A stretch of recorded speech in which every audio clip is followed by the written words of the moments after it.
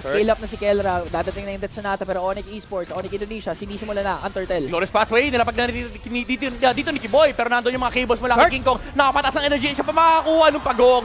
Napakasimpleng objective lang for Onyx Minimum, pero hindi pa sila tapos. Brusco goes in with the avatar of the Guardian. Yung washing machine ay napakasakit, pero nandun! Onyx Indonesia para makabawi eh. And knowing Kiboy na naka-highlights lang, wala namang masyadong outplayan, kaya kumuha na siya ng conceal.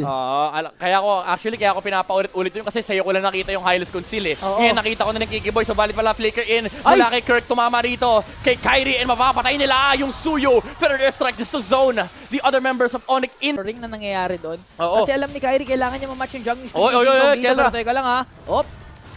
Ang hopdi, Death Sonata, pero strike, long range, no! Flicker in! Mula kay Super Prince alongside the last hit, the last bullet mula doon sa Death Sonata in Onyx Philippines, closing in the base of Onyx Esports. Look at King Kong!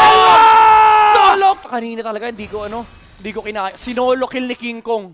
Si Kyrie, walang nagawa si Kyrie doon. Ang kaya niya lang gawin is mag-dash. Kaso ang daming cables pabalik, pero ito, makakadepensa pa ba ang Onyx Esports? Yan ang mala-impactong tanong. May AOG na lalatag sa may bandang likuran. Hitting 4 heroes and nandun yung mga cable mula kay King Kong. Shutting down Kyrie. Kello with the double kill. Napatumba na rin nila yung kanyang high loss. And fair airstrike mula kay Super Prince para maisara ang game number 1 Onyx Philippines.